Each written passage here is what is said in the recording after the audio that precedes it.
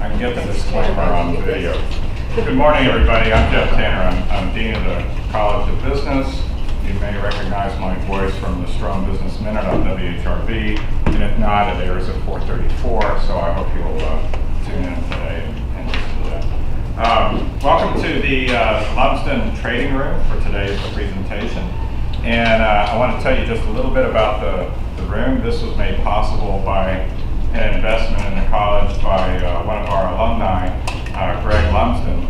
And this, where you're seated, are 24 Bloomberg terminals. This is, without a doubt, the largest Bloomberg-enabled lab in an academic setting in Virginia and quite possibly on the East Coast. And one of the things that makes us unique is that we actually use these in a wide variety of ways, not just managing investments and doing research and investments, but also supporting the economic development agencies of the various municipalities in the area, and also supporting activities, investment activities by commercial real estate companies in the area. And we are really fortunate that we have Andrew Cohen as the manager of the trading room because of his Wall Street background. I'll let him tell you a little bit more about himself. But I do need to tell you that today is a research presentation. It is not a solicitation to buy or invest in a fund. And while there is a fund based on the research that Andrew has done, it is independent of ODU and not endorsed or affiliated with the university. So with the disclaimer out of the way, and don't forget that historical performance does not predict future performance. Okay. So with the disclaimer out of the way and on the videotape, I'll turn it over to Andrew to let him share with you those tremendous findings from his research.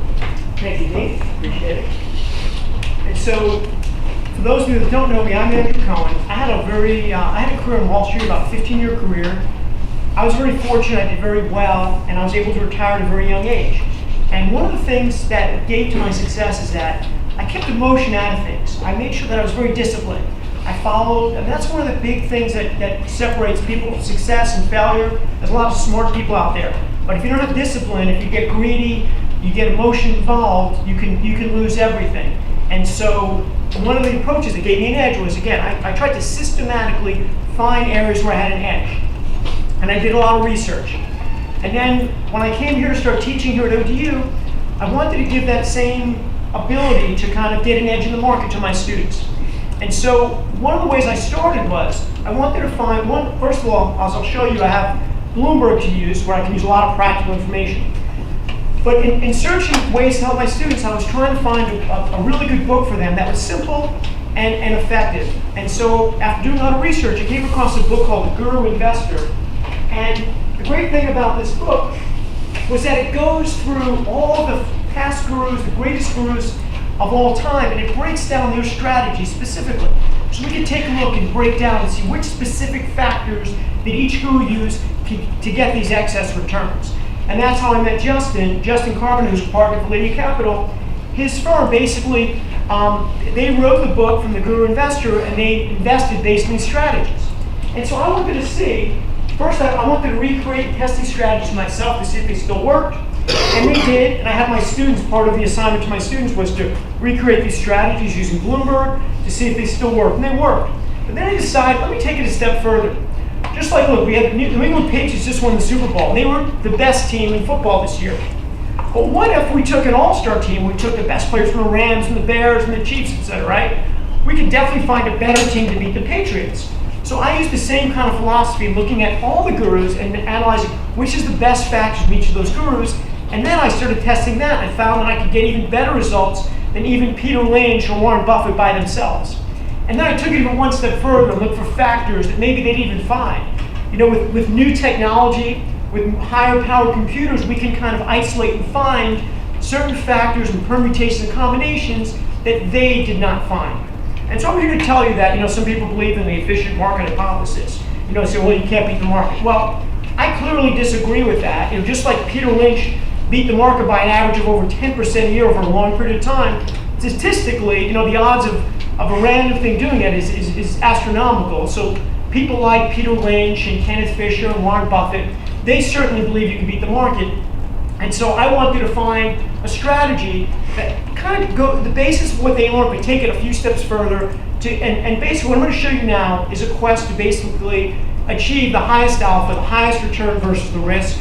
Okay, I'm here. This is a real world practical thing. I put my own money into it. This isn't just a theoretical framework. This is real money that works in the real world. So let me start with my research. All right. First thing is, one of the granddaddy of all the ratios, okay, is the PE ratio. So the logic is this. Price to earnings multiple. Okay? This ratio has been used, Benjamin Graham used this to make excess return to the market 90 years ago, and it still works to some degree today. And it makes sense because we want to buy something for as low of a price as possible and get as high of an earnings as possible. Just like if you're going to buy a new car and there's two cars at the same price, you'll buy the one that's cheaper if they're the same. You also want to buy one that gives you better features. Leather seats, skylight, better gas mileage, rear view camera, right? Whatever it is. You buy a house, you want to have a house that is more square footage, better view. So we can all see, I hope it makes sense to everyone, right? And it makes sense. If you buy something that's lower price and as high earnings as possible, that those stocks in the long run should do better. And so the question is, first off, does this work? Does it still work? And so we can simply do a test. Let me show you how to do my test first, okay? So what I did was, in these tests, I used the Russell 3000 as an example, as a universe.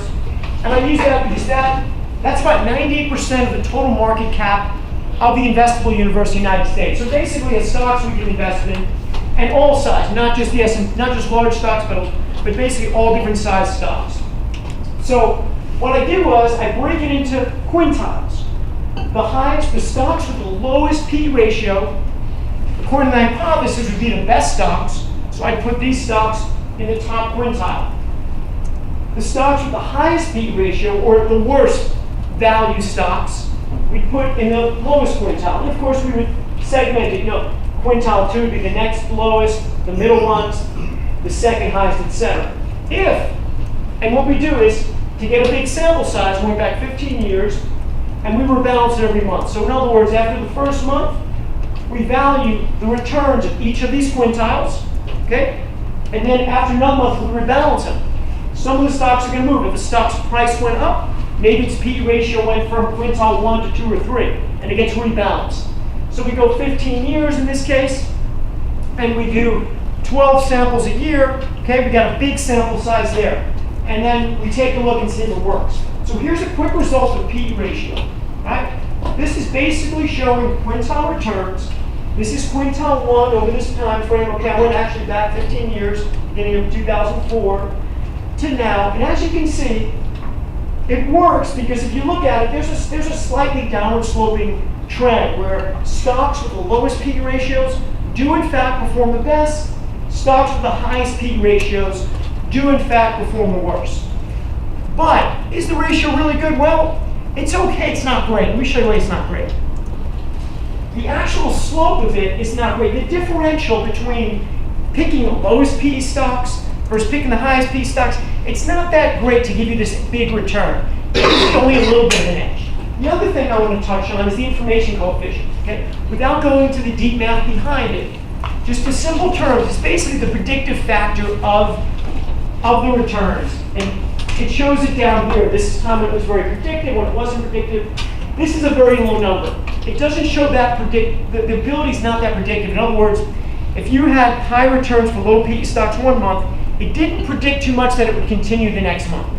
So this factor works, but not great. So now, how can we find much better factors? Well, this factor in itself has a few flaws. First, it has a little bit of a mathematical flaw. Some stocks have negative earnings, they lose money. So if you put a negative here, and depending how the model that you use to sort it, some of the models are going to actually put these negative earning stocks as lower and put them with quintile 1 by mistake. A lot of other models will just eliminate them, all right? So the point is, How do we fix this? Simply, we take the reciprocal of it. And instead of looking at P/E ratio, we look at earnings yield, or E over P.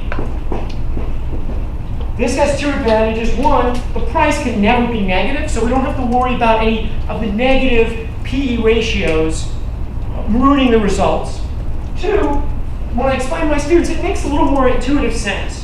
If you can compare an earnings yield to a bond yield, okay, you're getting 2.7% on a 10-year treasury right now. If a stock has a P/E ratio of 10, you invert it, it gives you an earnings yield of 10%. A stock with a P/E ratio of 20 gives you an earnings yield of 5%. So you kind of can get the idea. But even so, even with this, it's still not the best ratio. It has some flaws. Let me tell you a couple. First of all, we know there's a lot of sharp accounts can manipulate the earnings. The earnings are the bottom line number. By the time it goes from revenue to earnings, you got depreciation, amortization, you got all kinds of interest charges, taxes.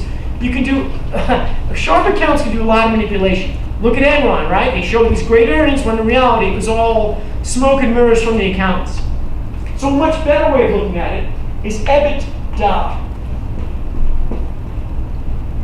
Okay. EBITDA is simply earnings before interest, taxes, depreciation, and amortization, which basically means it's more of the core earnings, what the real operating earnings is of a company. The earnings that the company can control without the accounting. Accounts can maybe a little bit, okay, but not too much. Another good thing I use, okay, on top, is free cash flow. I'll just put FCF for free cash flow. And free cash flow, I like even a little bit better than EBITDA. They're both very good because that's what the company has left over after paying off everything else. What kind of funds do they have to invest in? And so that's another thing. Again, I'm going to test these. And then one more thing. Instead of just looking at price, I look at what's called enterprise value. So instead of price, I look at EV. And let me explain why EV is better. Let's just say, again, using the example of buying a car. Let's say you're buying a car, and the price tag of the car is $20,000. But you have two choices. In one place you buy it for $20,000, they give you $2,000 cash back, and the other one doesn't give you anything. Okay? Which car are you going to buy? All right? Obviously, the one that gives you the cash back. Okay? So the price is the car without the cash, using the cash back. Enterprise value takes into what cash the company has. Another thing is it says, hey, I'll let you have the car cheaper. I'll give you the $18,000, but you got to assume the debt of it. Okay? The debt's $4,000. All right? Now that's even more expensive. So when you look at the price, you're not looking at the value. So some companies might have a low P/E ratio, a high earnings yield, but it's deceiving because they have a lot of debt. When they have a lot of debt, they're not showing you. So let me give you an example and explain it. So let's take a look example at GE. Right? So GE's market cap is about $91.1 billion. And so if you look at the price to earnings ratio, you take the market cap and divide by the shares outstanding, and that's the price of GE. Market cap is simply price times shares outstanding. It's the total value of the company in the market today. But that's deceiving because if you buy GE, okay, you're part owner of the company. The good news is you get cash. This is great. So GE gives you cash back of $68.9 billion. It makes it cheap. But there's a catch to it. GE has a lot of debt. They made a bad acquisition. They overpaid for a company. It's one of the reasons the stock's been so weak recently, well, last year or so. So actually, the real cost of GE is really over $159 billion. So the P multiple is deceiving. But if we did an earnings over EV, it would show more of the real value of GE. So now, I'm giving you the logic behind it. Okay, everything I show you here has to meet several criteria. One, it has to make logical sense. Two, it has to test really well. The numbers have to prove. Because everything I do in here now is going to be systematically based on the math and the numbers. So let's take a look. And again, I did the same back testing mechanism using, instead of P/E ratio, I did EBITDA divided by EV as an example. All right, sorted the same way. When we look at the results here, you'll notice a much better, a bigger differential from quintile 1 to quintile 5, more significant step down, and a much higher information coefficient. Yes? You said that A and EBITDA is only for what again? Excuse me? The A, EBITDA, that is standing for what again? The E is earnings. Oh, no, the A. And the A is amortization. Earnings before interest, taxes, depreciation, and amortization. Okay. Higher is better because we want to get a lot of earnings for the cost of it. Right? So, in this case, like sorted by higher is better, so quintile 1 will be the highest EBITDA to EV stocks. Quintile 5 would be the lowest one. And if you remember the last slide, PE ratio had a 0.01 and change information coefficient.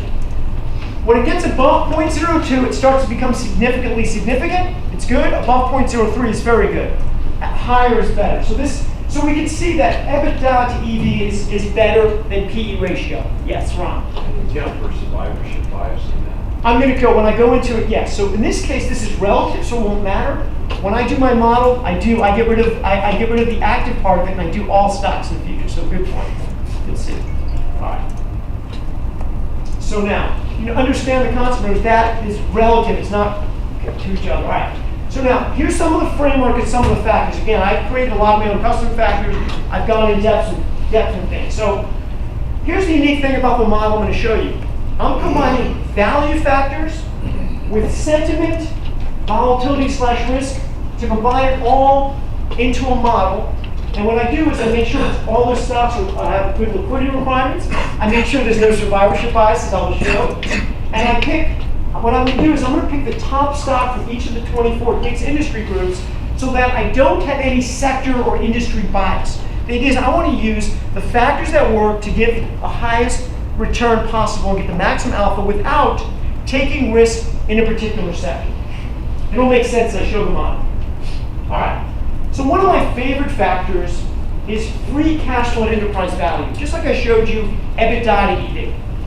And also in this test, what I've done is instead of looking at quintiles, basically 5 different segments, I broke it down to 10 to get more granularity and also more statistically significant. When I looked at quintiles, by the way, the odds of having a perfect quintile ratio, okay, with 5 is 5 factorial or 160 to 1. So the odds of having a random event be predictable would have been 160 to 1, right? If I could find the perfect decile step down, okay, that's 10 factorial, that's over 3.2 million to 1. So it's statistically incredibly significant. So let's look at free cash flow enterprise value. Obviously it makes sense, companies are getting a lot of free cash flow, right? The higher that is, the better, divided by what it costs to acquire the company, the lower the better. So in this case, in deciles, you'll see the step down. You see quintile 1 did by far, decile 1 did by far the best. It has a beautiful pattern going down. In fact, the worst stocks actually in this period, this bull market of 15 years, where the S&P went up 170%, these very low free cash flow, negative free cash flow stocks actually lost money in this up market. And it also has a very good information coefficient of 0.0359. So this is one of the factors I use in my model. Again, it makes rational sense. It tests very well. It makes sense. Okay. This is showing the different average returns from each one. As you can see, not only does the pattern go down, but it goes from positive to negative. From deciles 8 down, actually lost money. Again, great factor for strategy, whether you're going to go long, even a combination strategy going long and short. Okay, very powerful factor.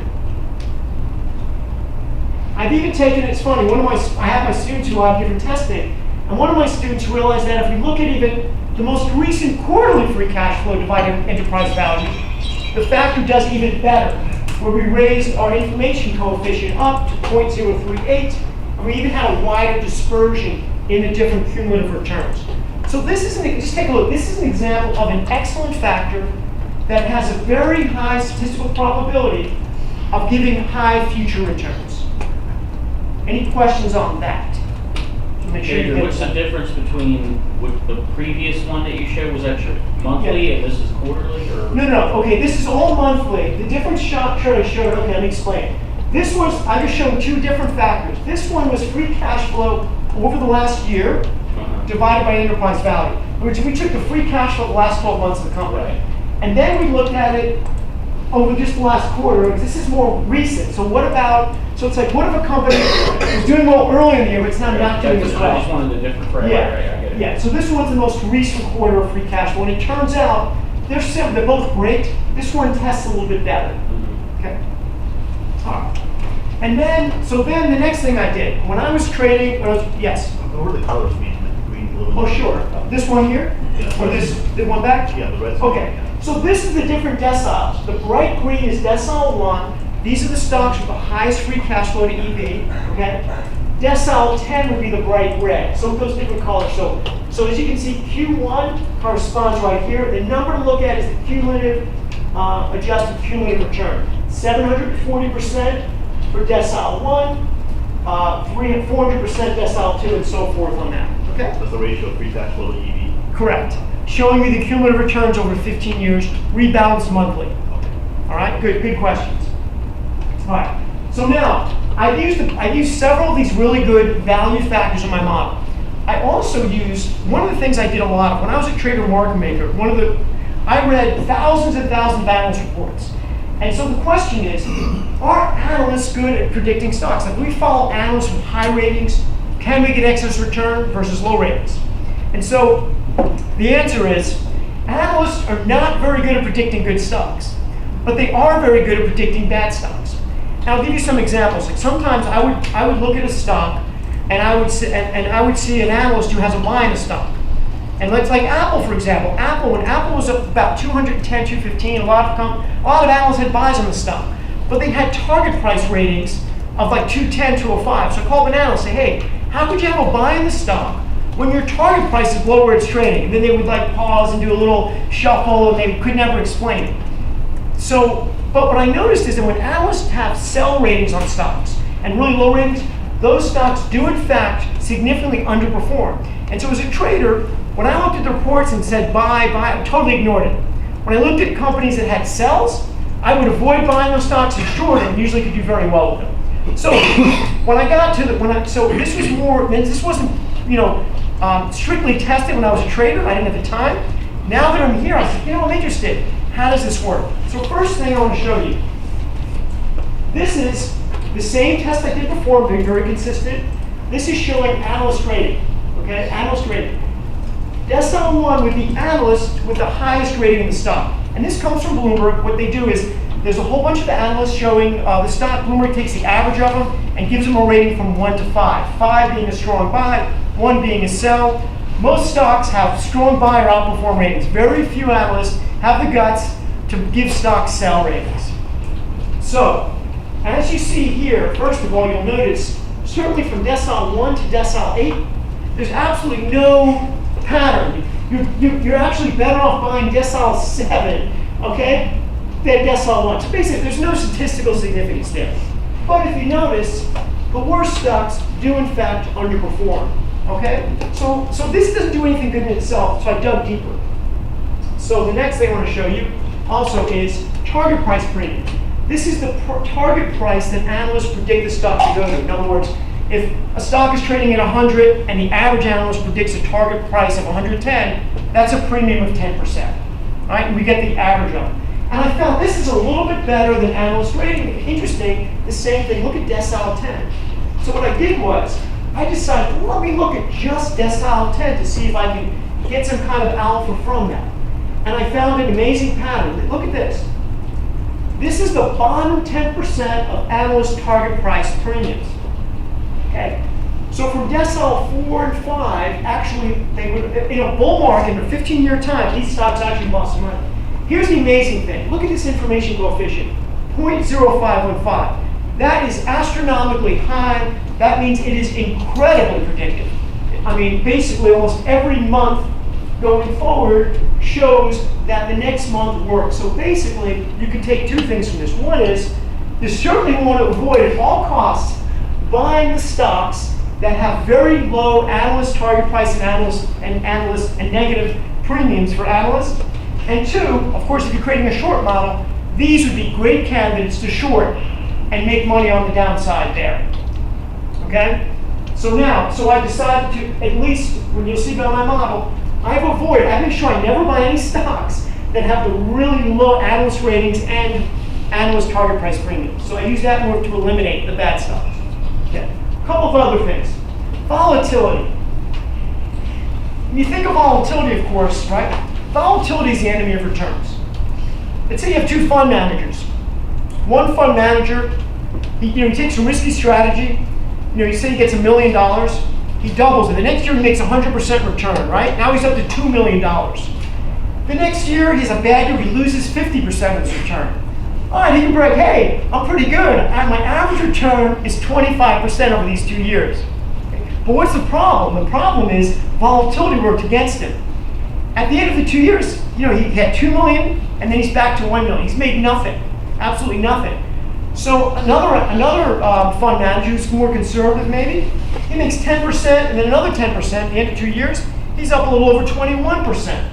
So pure math, okay, lower volatility works. The second thing is, because of a lot of active fund managers search to get high returns, okay, they have a desire. They tend to buy stocks with higher volatility, high beta stocks to try to beat the market. And so what that does is, and there's been studies on this, what that does is that pushes those higher vol, high beta stocks up to higher prices, lowers their future returns, and actually works against them.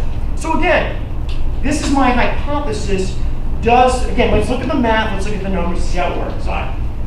First of all, this is simply, I put up here the average return. What I used was, and by the way, I tested this among many different past volatility measures. Again, we can't predict what's going to happen in future volatility, but we found a huge high correlation between past volatility and future volatility. Here's an example looking back at stocks over the last 60-day volatility. All right? And as you can see, again, from decile 1 to 8 to 9, not much difference there on average return. Decile 10, of course, is terrible. Right? So you see, all right, well, volatility doesn't really do much. But it does, and here's why. Let me show you the next slide. So the other one I showed you is the average return. This is the cumulative return. Now look at the cumulative return of volatility. Okay? Decile 1, 3 to 52%, decile 2, even almost the same, a little better. Now it's not perfect, but notice there's a gradual decline in total return the higher the volatility is. And as you see, decile 10 we knew from before, that was a terrible return. Now, why is there a big difference between total return and average return? It's because of the volatility. The volatility, past volatility, shows future volatility. So decile 1 had the lowest future. The decile 1, the stocks with the past low volatility, did in fact have by far the lowest future volatility, 11.35, is very stable for the stock market, as you can see, up to 2031. So this is a perfect ascending volatility based on past volatility, and that's why the upper deciles of lower volatility outperform. Question time. Yeah, max drawdown too is amazing how it goes down, and in your quartile 10, it's double the drawdown of quartile 1. Exactly, that's right. Todd's a fund manager, drawdowns are the biggest enemy to ruin any fund. Absolutely. And so the idea with this is, I wanted to get the best of both. I wanted to reduce my risk in my model, okay, to reduce the drawdowns, as Todd said, but not only does it reduce my risk, it actually increases my return, as you will see from the test. So it's kind of getting the best of both worlds. The main reason, again, reducing the risk, but also it increases returns. Any other questions or comments? All right. 1 minute. Yes, you're on. How does average turnover play into that? 53%, that's pretty high turnover. So what is that?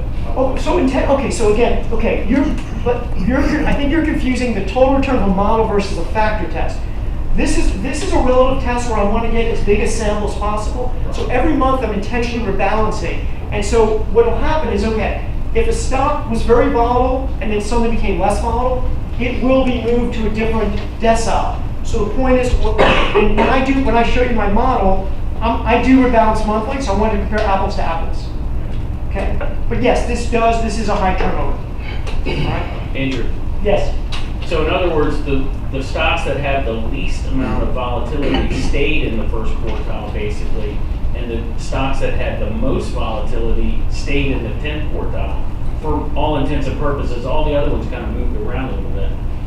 More so. I mean, there's some movement. We can again. There's another screen. If I had more time, I can show you at all the turnover. I can show you afterwards. Right. Yes. But they do tend to. Stocks with low volatility tend to stay that way. That's true. Yes. All right. So then the other thing I look at is sentiment. So here's the hypothesis again, and I'll explain it. So people that short stocks, there's people that short stocks. If you think about it, when people short a lot of stocks, they've got two things going against them. It's like they're running uphill against the wind. First off, the stock market overall goes up about 10.5% in the long run per year, all right? Secondly, they have the asymmetry of returns going against them. One of the reasons we buy stocks and sometimes we take risk is that when we buy a stock, the worst that can happen is we lose our investment. We lose everything, right? If we buy a stock and it goes to zero, it loses everything. But when you buy a stock, you buy the right stock, you can make 15, 20, 100 times your investment. If you bought Amazon when it was young or Netflix, you could have made 100 times your investment. So now, let's look at the reverse. People that are shorting stock. Think of the risk they're taking. One, again, they're going against the wind uphill because the natural tendencies for stocks to increase their earnings and go up. And they have tremendous risk. So the question is, those who take a big active shortage, do they have an edge in the market? Are they smarter than the average investor? Or are they just gamblers, right? Trying to just, they're just gamblers. Well, I've done detailed testing this. I've tested different types of short interest. I'll give you the best one is short interest to float ratio, which is the amount of short interest out there divided by the total shares outstanding. And this works amazingly well in the sense that the shorts are smarter than the market. They have good knowledge. Because let's take a look at this one. Okay. Q1, which is that top decile, this is the stocks that are shorted the least. They have the lowest short interest to float ratio. These stocks, in fact, cumulative return do in fact do the best. Second best is a beautiful pattern going down, a little hiccup, 8 a little higher than 7. Again, the odds of this being perfect is about 3.2 million to 1. The odds of it having 9 deciles in alignment, almost perfect, or 8 out of 9, is still over 100,000 to 1. So this is an amazing thing, and the information coefficient is super high. So this tells me that, yes, in fact, shorts, the people that short stocks are smarter and they do the research. And again, rather than doing the research myself with why each stock is, I let the computer do it for me. This shows who's shorting the stock. This makes it easy for me. And this is another factor I use in my model. So if you remember, going back to my original thing, I'm combining value, I'm combining some analyst ratings, which is really a sentiment indicator to some degree, short interest, volatility, and I have a whole bunch of other value ones I'm going to show you. So, and here's an example too of the short interest to float. The average returns, as you see, a beautiful descending pattern. Stocks with a really high short interest do in fact significantly underperform the market. As a matter of fact, if you follow the people that short a lot, you'll make money by shorting it. And of course, you keep the stocks that aren't short well, they'll do well. Right now, let me go into my model, and I'm actually going to show you live data from Bloomberg. Any questions before? So what I did here, especially Ron, I set this up, and what I've done is I've set the factors to then decide what to use in my model to look at excess return.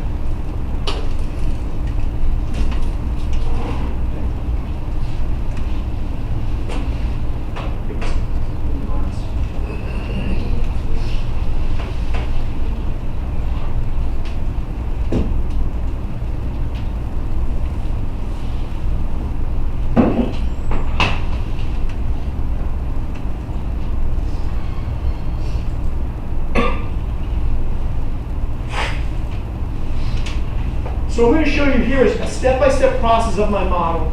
And rather, it would be very difficult to show PowerPoint, so I'm going to show you actually, you'll get a better feel for how I do it.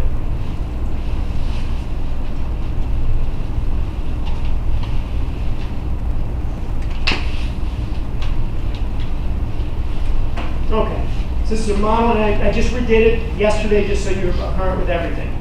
All right, so I'm going to take you a little step-by-step process of how I created this model. First off, I got rid of survivorship bias, okay? This is, initially Bloomberg has a thing saying active securities only. I got rid of that because I don't want to have any survivorship bias. What that means is I don't want to show only companies that are active now because then companies that went bankrupt wouldn't be in my model. It would be an unfair, it would be a bias, okay? This is going to show companies that might have gone bankrupt and everything. It's using the whole sample size. All right, this is the United States. Right now, and I've tested this internationally, but right now I'm just showing United States. So this is U.S. exchange stocks, okay? We have over 13,000 stocks. First of all, I want to make sure it's investable. And by that means it must be liquid enough. So the minimum market cap that I chose is 150 million market cap, okay? The second thing, and even more important, is I want to make sure it's liquid enough and value traded.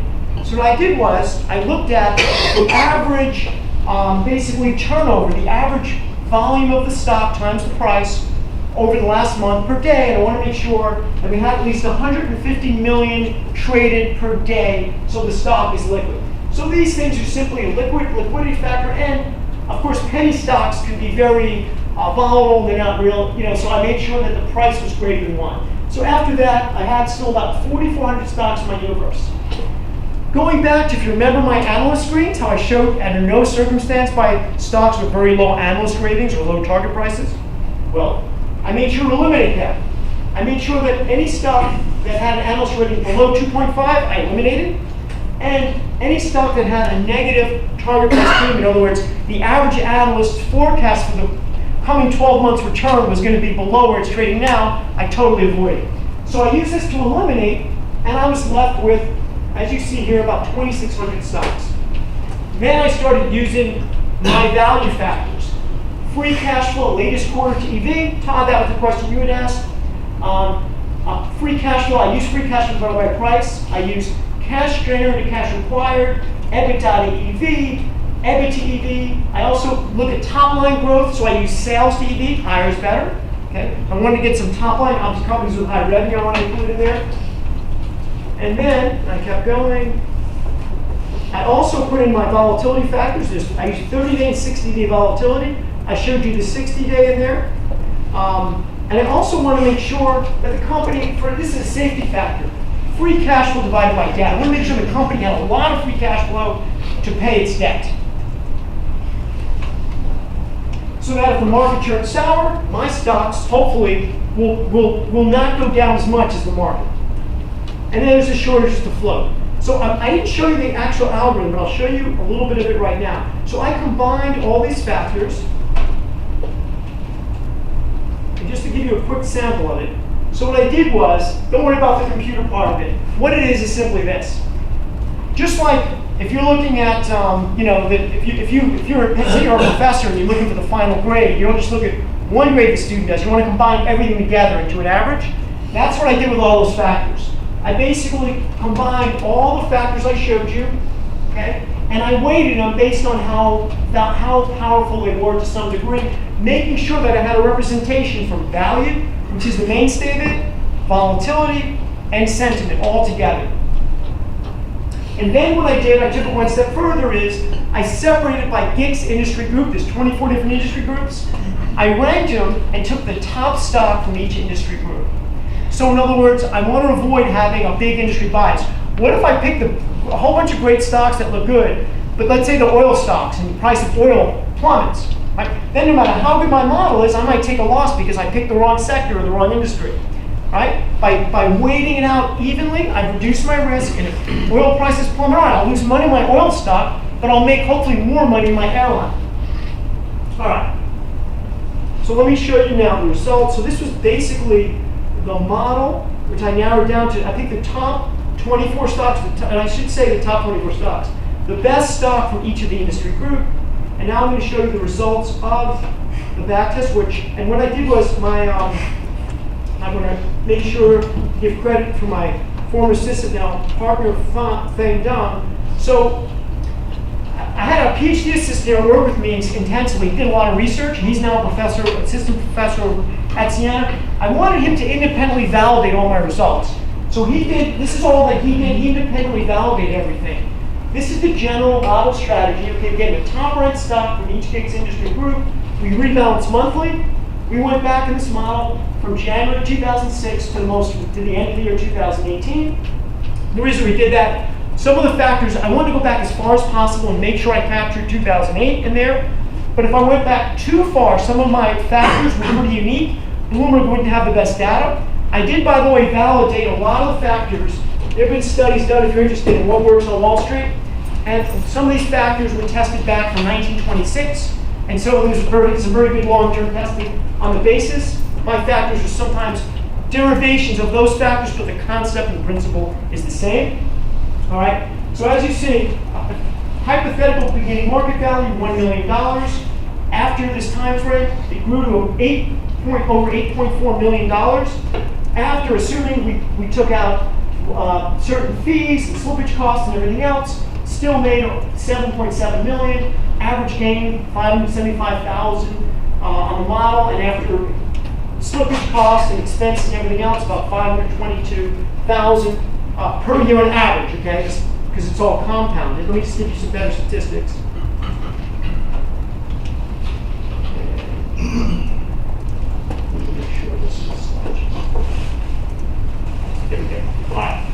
So let's compare it to the S&P 500. Okay, the S&P 500, of course, is the relevant benchmark.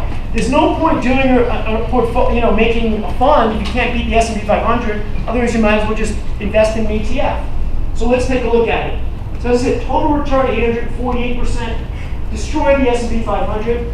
Average annual return over 24%. Again, over this period since 2000, beginning of 2006, very statistically significant. Average excess return, of course, 12.5%. Standard deviation, actually during that time frame, less than the S&P 500. And I'll show you how that. And why is that? Even though I have 24 stocks, because I picked stocks that had lower volatility and were safer. A lot of free cash flow. So when things went bad, 2008. Of course, this lost money. I'm not saying you can make money being long in a market that gets crushed, but I lost a lot less, as you will see. Tremendously high Sharpe ratio. Those of you know Sharpe ratio is basically the risk-reward return. So it's how much excess return you're getting with the volatility of it. And Jensen alpha is basically how much excess return over the CAPM model using beta. Okay. Personally, I'm more of a fan of volatility. In either measure, the returns are great.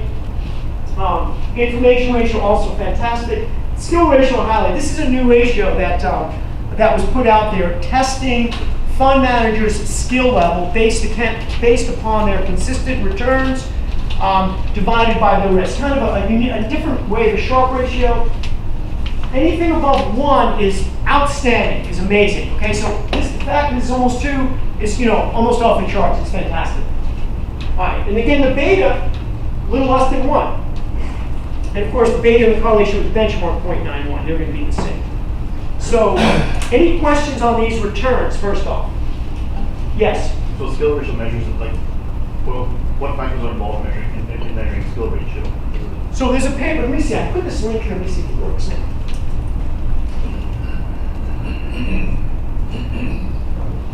There it goes. So let's just go into it real quickly. All right. So skill measure basically measures the persistence in management, and it goes into, there's a whole, I can share this with you afterwards, but basically it's a detailed, it's a detailed process. Slow down. It's the 5-year. There it is. This is the actual formula for it. So it's the 5-year excess return of the strategy over the 5-year excess return. Standard deviation. Make this bigger. So it's So 0.45 is not good. I think that's about average. yeah. 0.45 is about average. Yeah. Anything above 1 is unbelievable. Right. Okay, so again, the statistics show that this is an amazing model. I mean, Justin, can I say that? Yeah, based on the testing, yeah. Okay. I just want to make sure I don't say anything that I didn't. All right. So let me go back. Okay. Any other questions on the results? Make sure that if you have any questions or yes. You said only 24 stocks passed all of your tests. When you filtered through everything, you only got 24 stocks. No. So by the way, I've tested. Okay, what I did was I intentionally took the best stock of the GICS industry group. There's 24 different groups, so I picked the best one. I see. And what I did was, by the way, I tested. In other words, I tested where I took the top. What would happen if I took the top 2 stocks and 48 stocks? And I still beat the market a lot, but I noticed the returns went down a little bit. And then I said, and it didn't really decrease my volatility much. So, in other words, I got much better returns using just the top. I also went to the third, when I did the top 3, the returns kept going down. So that also further validifies the model that the further down you go on my list, the returns go down a little bit, they're not as strong. That's why there's 24. I see. And I wanted to have enough diversification, but I don't want to follow the market, I want to beat the market, okay? Hey Andrew, Yes. in the S&P 500, there's only 10-ish sectors? Is there like 10 or 12? 10 or What's the 11, gig? yeah. I'm just- So the gigs is the next level. Okay. Okay, So so it breaks down like technology into Exactly. software and something. yes, Okay. yeah, it's more granular. The sectors are too broad. Right. So I went into industry group because if you look at it, some stocks in the same sector are very different from each other. By going to the Right. industry group, it's much more relevant. Like AT&T and like Google might be in the same group. Exactly, but totally they're very different, right? exactly. So it makes it more granular and better. Okay. Good question. Anything else? Okay. And then I'll show you, so this is the results over time. And here's something interesting too. If you look at the last, so for example, 2018 was a bad year in the market. As you see, the S&P, depending which index you look, went down between 4 and 6 or 7%. You know, the model went up about 0.28%. I just want to note too, I created the basis for this model in the summer of 2017. When I wasn't teaching, I had a lot of time on my hands. So so really, from mid-2017 to now is almost like it's forward testing. Did I say that? Yes. Okay. So just making sure, I don't say anything that's not in total compliance. Okay. So the model's done very well. It didn't just do great in the back test. It's done very well since I created the model. All right. As an example, you can look at a 3-year return, 5-year, 10-year. I put it as that standard, and then the ending return compared to the final thing. Any questions on that? And it seems like even in 2008, it would have done really well, right? No, 2008, well, it did well compared to Compared to one, the but one, it yeah. didn't. So here's 2008, good question. So in 2008, I think this model lost about 19%, which is a lot better than the market. Let's take a look. So here it is. Okay. Justin, what did I just... Just up as a state maybe? Oh, yeah, I'm back, okay. Okay. Go back to my slide. Show. Present slide, and I'll scroll down. Oh, okay. Current slide. Okay. All right. Go down a little bit. All right. So, right here, this is 2008, which is the worst year we've had in the stock market since the Great Depression, right? So, if you look here, I know it went down about 19%. I know it's not probably maybe. Anyway, the point is, as you can see, our model went down about 19.5%.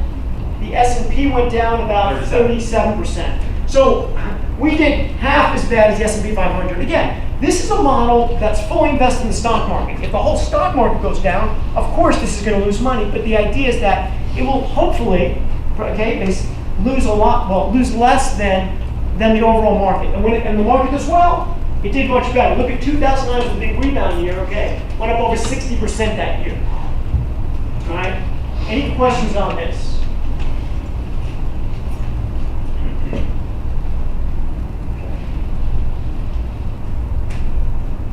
All right, so I'm going to, I'll leave this up there. So, all right, so now I'm going to let Justin say a few words. Again, the idea of this was taking the theoretical research, things I've taught my students, things I've been working on for years and building in, and kind of apply it to the real world. So Justin's a partner with Lydia Capital. I met him because I started using his book and we started talking about different strategies, and I'll let Justin talk about it. Thank you.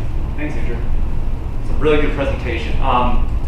So what Andrew's kind of showed you is a detailed build of how to go about making a factor strategy. He's obviously spent a lot of time and put a lot of thought into it. I think with strategies like this, you want to be able to articulate what goes into them.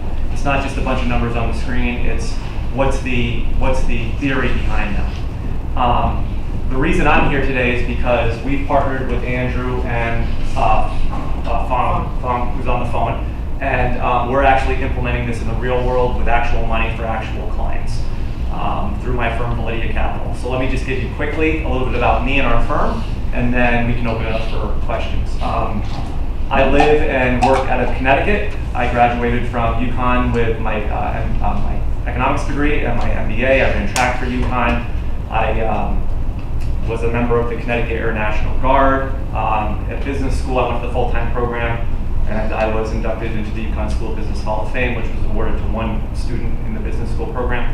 And I was also on the board of the UConn Co-op, which was a university-run bookstore. So those are some of my academic, accomplishments and the things that I'm proud of.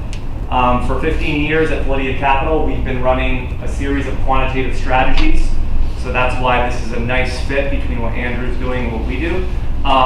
We look for investment strategies that meet a couple criteria, and so you'll see some common themes with what Andrew talked about. We want strategies that make sense and are built on sound economic principles and concepts. We want to see a strategy that is systematic and rules-based. That's very important to us. And we want to see a strategy that has proven the test of time. And so if you think about all the things that Andrew presented with the data, not only at the factor level, but at the strategy level, his strategy meets that. Now, there's a big difference from running a model and actually implementing it in the real world with actual money for clients that are potentially putting hundreds of thousands, maybe millions of dollars in it. And so where we come in is helping implement that in an actual portfolio, doing things like running it tax efficiently for taxable money.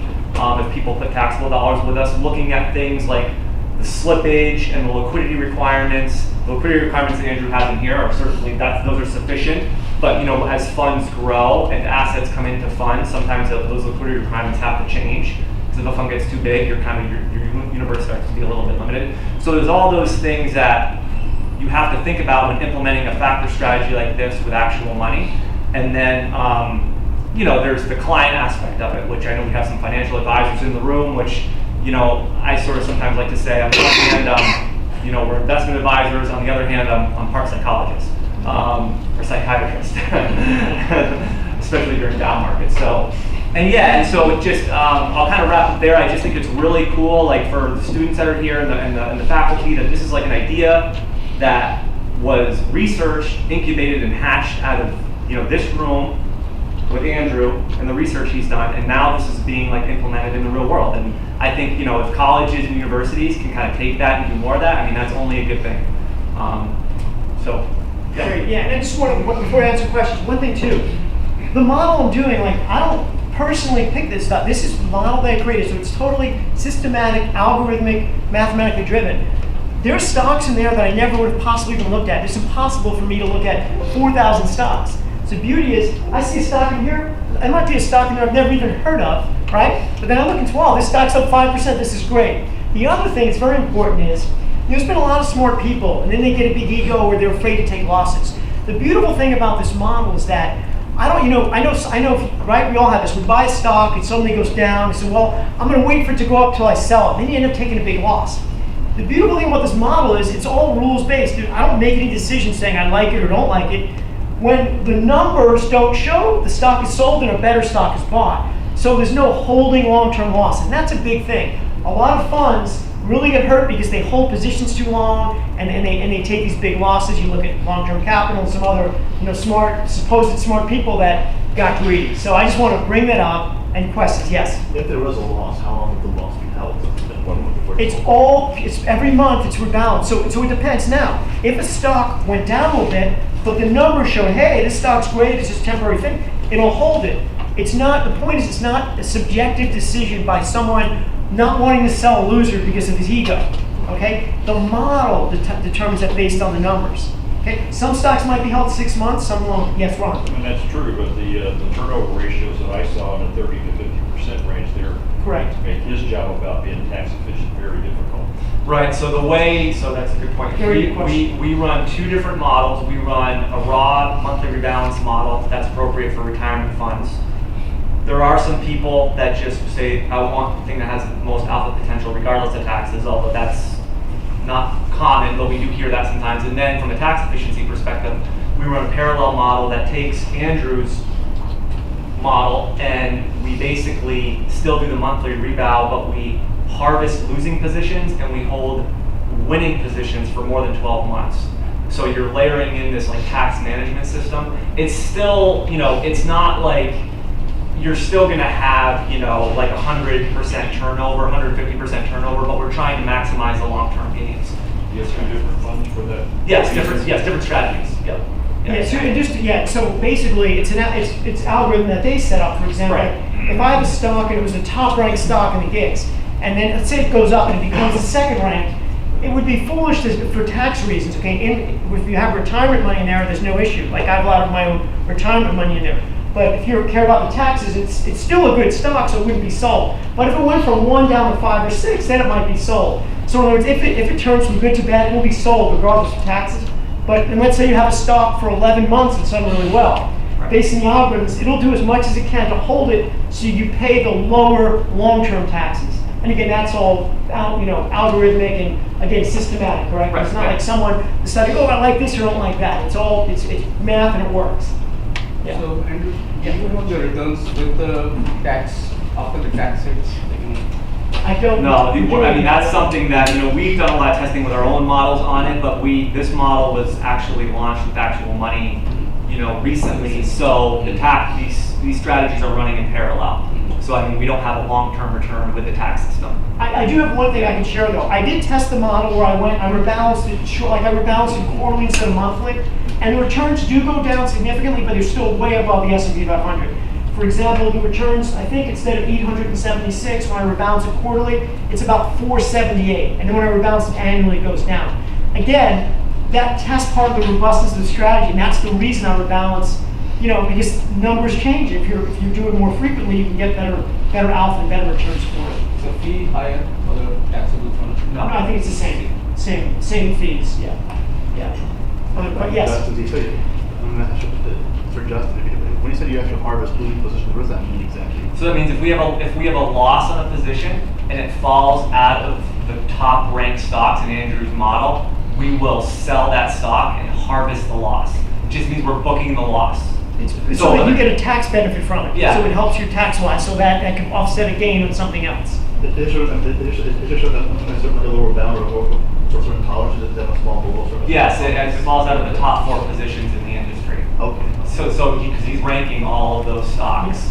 So I'm buying the top one, but I'm ranking it also adjusting to use for his tax model. So I'm sending a list of the top 5 stocks every month of each industry group. So if it's out of those, it'll be sold. Okay. Yes, question in the back, yes. I thought I heard you say that if you rebalance it.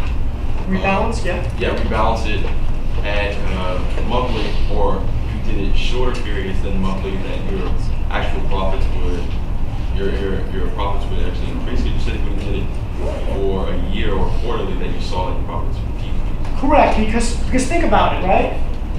If we do it monthly, we're seeing the data quicker. So if a stock gets out of favor, if say a stock's earnings are bad or something and it starts going down, we would sell it quicker, right? We'd be more attentive to the detail.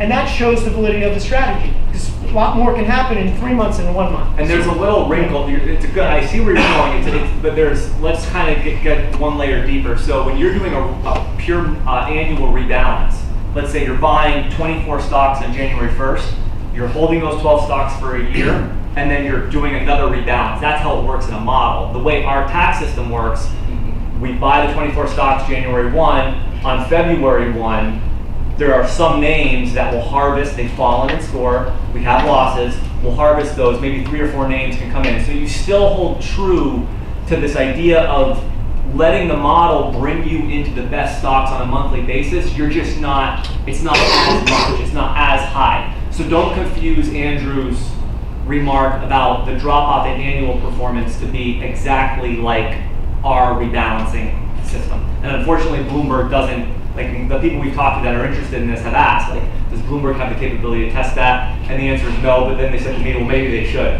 So I'll let you tell them that. Yeah, so yes. Would there be a benefit to rebalancing quickly? Well, here's the thing, it's a trade-off. If we're balancing too quick, too often, then we start getting higher transaction costs and it's just and so forth. So a month works great. In other words, I want to rebalance as little as possible without losing the return. And if I did it 2 weeks, the returns, the very tiny additional return is not worth it. But when we go from a month to 3 months, there is a significant difference.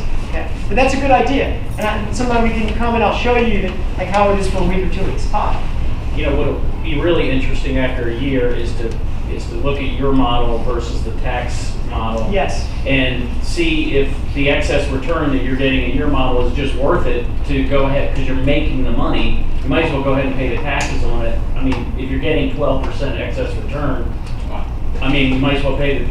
And that's how some people look at it. Right. I mean, when we run quant strategies for like 15 years, and I would say that net the tax efficient one is superior on an after-tax basis for taxable money, but it doesn't necessarily mean it will be for this one. We don't know yet. Right. Well, just being financial advisor for 30 years, I mean, after a while you learn not to make investment decisions based on taxes. On the taxes, yeah. It really can hurt you in the long run, so. Yeah, and we'll see, but we'll see. I'm hoping that the performance of the tax efficient one doesn't drop much. I mean, I'm pretty confident it'll still be well above the S&P. It's not going to change it too much, but we'll see. But if it does, then of course, what you're saying, definitely right. Yeah. Yeah, the point is, if your model is that much excess return out of the tax advantage model, then it's just better to go ahead and pay the taxes. Right. Yes. You know, one side note, if you think about all these market indices, S&P 500, Russell 2000, what are they? I mean, they're just baskets of stocks, and they're just being selected by some factor.